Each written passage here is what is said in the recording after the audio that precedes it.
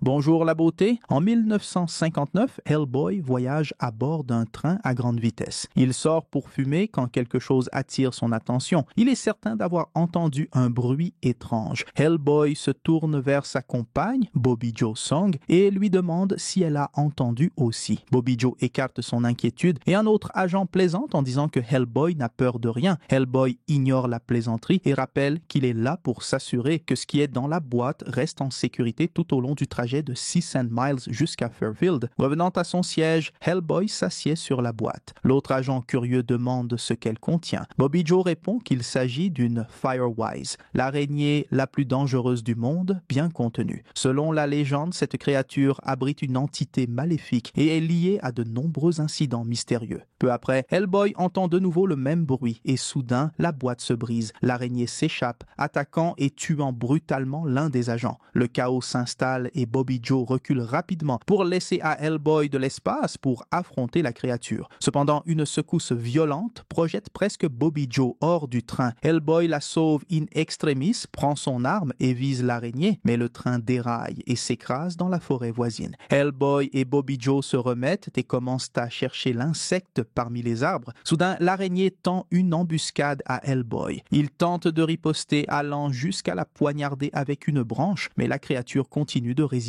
Lorsque la créature commence à rétrécir, Hellboy voit une chance de la capturer, mais elle s'échappe de nouveau. Bobby Jo remarque qu'il se trouve dans les Appalaches où de telles créatures sont communes. Bobby Jo se sent vaincu et Hellboy ressent une présence sombre qui rôde dans les collines, comme si quelque chose de sinistre les observait. Il se souvient d'histoires que son père lui racontait à propos d'un être connu sous le nom de l'homme tordu. Hellboy est convaincu que les bruits étranges qu'il entend proviennent de cette créature. Bobby Jo propose de trouver un téléphone pour appeler à l'aide et tous deux se dirigent vers une maison proche. Une enfant les voit, croit que Hellboy est un démon et s'enfuit en courant. Cependant, la femme de la maison le reconnaît comme un agent du gouvernement. Bobby Jo explique qu'ils ont eu un accident et demande s'ils ont un téléphone, mais la femme répond qu'ils n'en ont pas. Elle les invite à entrer où ils voient un enfant couché au sol, fiévreux et malade. Hellboy suggère d'emmener l'enfant chez un médecin, mais la femme explique que le garçon ne souffre pas d'une maladie ordinaire. L'enfant est maudit, possédé par une sorcière locale appelée Cora Fisher. Peu après, Tom Ferrell arrive à la maison et explique que l'enfant a lancé des pierres sur la maison de Cora, ce qui l'a mise en colère. En représailles, Cora a maudit le garçon. Tom montre une boule de sorcière qu'il a trouvée sur place, un objet puissant lié à des sorts dangereux.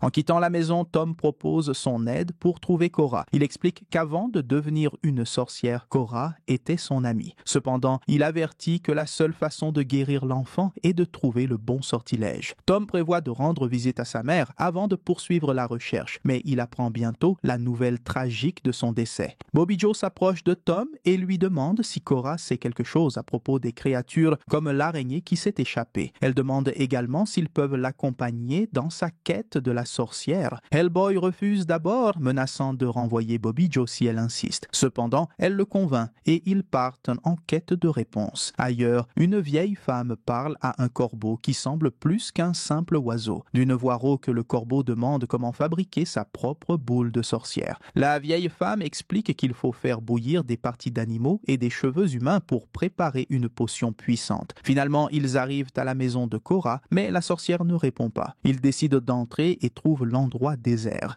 Tom révèle qu'il était plus qu'un ami pour Cora dans le passé. En explorant la maison, il découvre des restes d'animaux et des preuves de rituels. Il trouve une porte menant à une cave remplie de boules de sorcière. Pendant ce temps, Bobby Jo monte à l'étage et découvre un cadavre. Mais ce n'est que la peau vide de Cora, indiquant qu'elle a quitté son corps. En attendant, Hellboy partage une partie de son passé, admettant que sa mère était également une sorcière, bien qu'il n'ait jamais souhaité la connaître. Tom révèle qu'il y a 15 ans, il a eu une rencontre avec un démon. À l'époque, il avait des sentiments pour une femme nommée Effie et l'a choisie à la place de Cora. Cette femme a essayé de l'attirer vers la magie noire, mais Tom a résisté. Un jour, alors qu'il nettoyait un os de chat dans la rivière, il a rencontré une figure terrifiante appelée l'homme tordu. Selon Tom, cet homme était autrefois humain et a combattu des deux côtés de la guerre civile. Il a accumulé des richesses en exploitant les autres, mais sa cupidité l'a maudit. Après son exécution, il a été transformé en collecteur d'âmes pour les démons démon, chargé de recueillir des âmes contre une pièce avec la promesse de retrouver sa fortune perdue. Tom raconte que cette rencontre effrayante avec l'homme tordu l'a poussé à quitter Effie et à s'engager dans l'armée. Pendant la guerre, il s'est rendu compte que rien ne pouvait le blesser sur le champ de bataille, même lors des attaques les plus brutales. Il attribuait cette chance à l'os de chatte qu'Effie lui avait donné comme amulette protectrice.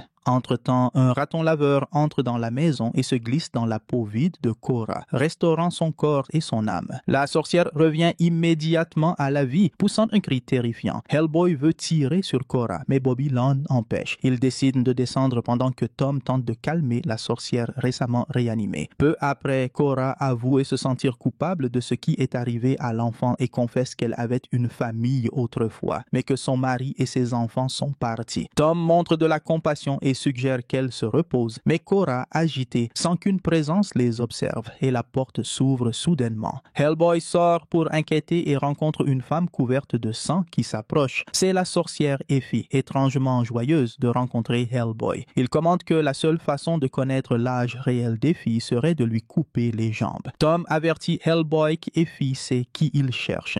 La sorcière déclare qu'elle a torturé Cora et rappelle qu'elle a des affaires inachevées avec l'homme tordu. Hellboy avertit que si l'homme tordu veut collecter des âmes, il devra passer par lui. La sorcière révèle à Tom qu'elle a transformé son père en cheval pour s'amuser pendant son absence. Et ensuite, elle flotte tandis que le cheval tombe soudainement. Tom court pour libérer son père, mais dès qu'il est restauré, celui-ci meurt dans les bras de Tom. À ce moment-là, un insecte pique Cora, la faisant s'évanouir, et Hellboy tue l'insecte venimeux. Pendant qu'il se repose, Hellboy fait un cauchemar avec sa mère Sarah, une sorcière qui a été brûlée sur le bûcher. À l'aube, le groupe se prépare à poursuivre la chasse à l'homme tordu. Hellboy offre son aide à Tom, mais celui-ci refuse, disant que porter le corps de son père était un fardeau qu'il devait supporter seul. Alors qu'ils continuaient leur chemin, Bobby Joe Song discutait avec Cora, qui, toujours tourmentée, expliqua qu'elle avait vendu son âme à un démon il y a des années, ce qui la condamnait à être poursuivie par l'homme tordu et Effie. Alors qu'ils avançaient, le groupe est soudainement interrompu lorsque Tom remarque que Cora a disparu. Il la cherche jusqu'à ce que Hellboy la trouve flottant dans la forêt dense. Là, il voit un serpent grimper sur la jambe de Cora et entrer dans sa bouche avant de mordre son cou. Sans hésiter, Hellboy intervient, tirant le serpent, mais le reptile l'attaque violemment. Au même moment, Cora, désormais possédée, attaque Hellboy. Cependant, il réussit à la repousser et tue le serpent. Soudain, Hellboy s'évanouit et a une vision où il voit Cora entrer dans une église et décide de la suivre. Cora révéla que la femme flottant devant eux était la mère de Hellboy. À ce moment, un grand corbeau descendit et déclara à Hellboy que sa mère s'était entièrement livrée au diable. De ce sacrifice, elle avait engendré un fils avec un ange déchu, destiné à semer le chaos et la destruction dans le monde des humains. Lorsque Hellboy se réveilla de sa vision, il était quelque peu confus et Tom remarqua que Cora était morte, son corps s'enfonçant dans la terre. Le groupe continua jusqu'à arriver à un cimetière où Tom prévoyait d'enterrer son père. Il entra dans une église pour parler au père Watts, qui, bien qu'aveugle, reconnut sa voix. Le prêtre mentionna qu'une fille avait parlé de l'arrivée de Tom. Cependant, lorsqu'il montra où elle se trouvait, ils ne virent qu'une chaise vide. Tom comprit que la voix entendue par le prêtre était celle de Cora. Il dit au prêtre qu'il était venu enterrer son père à l'endroit approprié et déclara son intention de confronter l'homme tordu. Soudain, des dizaines de sorcières apparurent autour d'eux. Cora s'assit à côté de Tom et exprima sa volonté de se sacrifier pour éviter d'autres morts. Le prêtre les avertit que s'ils prévoyaient d'affronter l'homme tordu, ils devaient le faire pendant la journée, car l'entité est plus puissante la nuit. Hellboy remarqua qu'il leur restait encore quelques heures avant le coucher du soleil, mais, sans prévenir,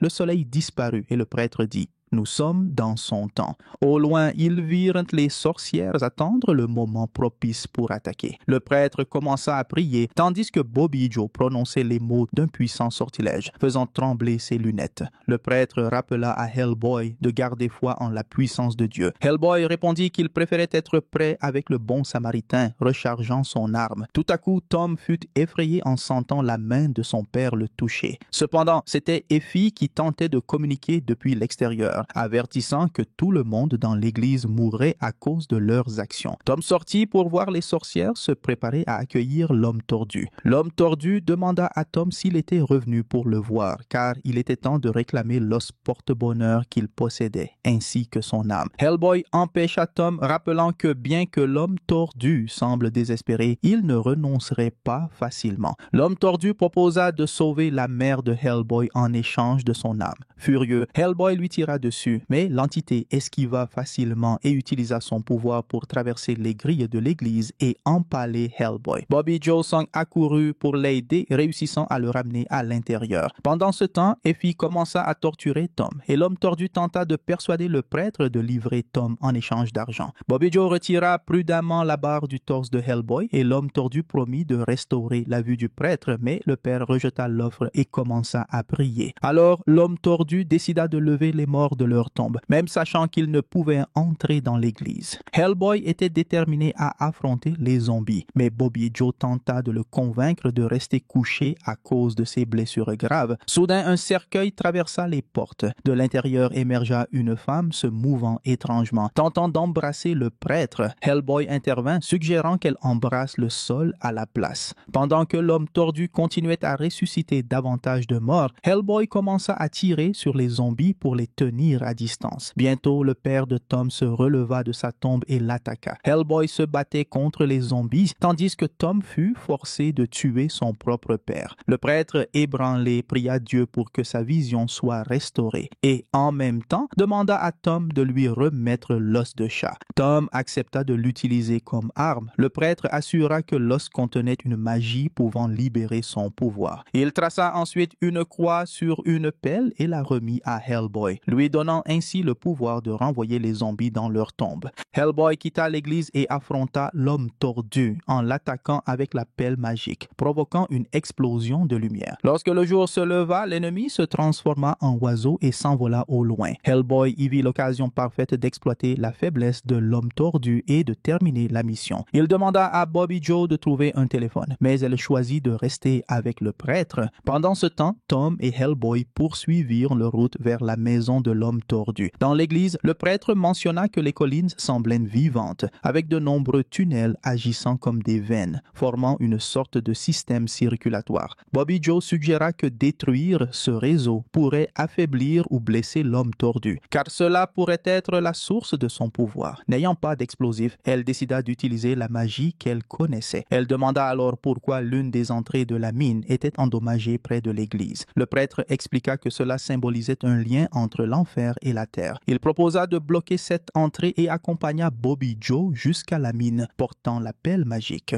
Entre-temps, Hellboy et Tom arrivèrent à la maison de l'homme tordu et découvrirent des photographies sinistres, dont une montrant un serpent émergeant du corps de Cora. Ils trouvèrent également de nombreuses poupées, et lorsque Hellboy donna un coup de pied dans un mur, un son de bébé pleurant résonna dans la maison. Hellboy se prépara à inquiéter sur l'origine de ses pleurs, mais lorsqu'il ouvrit la porte, le bruit s'arrêta brusquement. À l'intérieur, ils trouvèrent une table remplie de plats luxueux, mais la nourriture était pourrie. Lorsque Hellboy se retourna, Tom avait disparu pour réapparaître ailleurs. De retour à la mine, Bobby Joe Song et le prêtre descendirent. Soudain, la croix sur la pelle du prêtre se mit à briller intensément. Ils furent entourés par des milliers de corbeaux, les forçant à fuir. Le prêtre resta en arrière pour donner du temps à Bobby Joe de s'échapper. Mais il fut soulevé dans les airs alors que les corbeaux lui arrachaient les yeux et prenaient le contrôle de son corps. Au même moment, Hellboy traversa une porte et se retrouva dans une obscurité profonde, illuminée uniquement par les flammes entourant sa mère. Tom continua d'explorer la maison et rencontra Effie, qui tenta de le charmer en évoquant des souvenirs de moments passés ensemble. Tom utilisa l'os de chat pour essayer de la blesser, mais Effie esquiva et s'échappa par une fenêtre. Pendant ce temps, Hellboy libéra sa mère des flammes. Elle exprima sa culpabilité d'être un fardeau pour lui, mais Hellboy répondit froidement qu'il ne ressentait aucune affection pour elle et que s'il en dépendait, il la laisserait brûler. Sarah supplia qu'il mette fin à sa vie pour la libérer, mais Hellboy refusa, préférant se sacrifier à sa place. Peu après, il se retrouva de nouveau piégé dans les murs de la maison et réuni avec Tom. Hellboy comprit qu'ils étaient tombés dans un piège tendu par leurs ennemis pour le pousser à se suicider. De retour à la mine, Bobby Joe tentait de s'échapper s'échapper lorsqu'elle retrouva la petite araignée qu'elle avait perdue auparavant. Bobby Joe commença à prier, se remémorant le jour où son père était mort et se concentrant sur la chambre blanche de l'hôpital où il avait rendu son dernier souffle. Grâce à cela, elle réussit à surmonter l'araignée dangereuse. Ensuite, elle vit le petit insecte sur le sol, le captura dans un bocal en verre et parvint à s'échapper. Pendant ce temps, Hellboy descendit un escalier avec Tom et fut immédiatement frappé par une odeur nauséabonde. Hellboy demanda à Tom d'attendre pendant qu'il investiguait. Il trouva rapidement l'homme tordu en train de dévorer quelque chose. Hellboy en profita pour tirer plusieurs coups, mais l'homme tordu esquiva tous les tirs. Pendant ce temps, Bobby Joe trébucha dans une flaque d'eau qui éteignit sa lampe torche, mais un chemin lumineux la guida vers un jeune homme. Dans la maison, Tom entendit des bruits étranges et vit Hellboy être projeté contre un mur, luttant contre une force invisible qui le dominait. L'homme tordu profita de la faiblesse de Hellboy en crachant des vers sur son visage, lesquels commencèrent à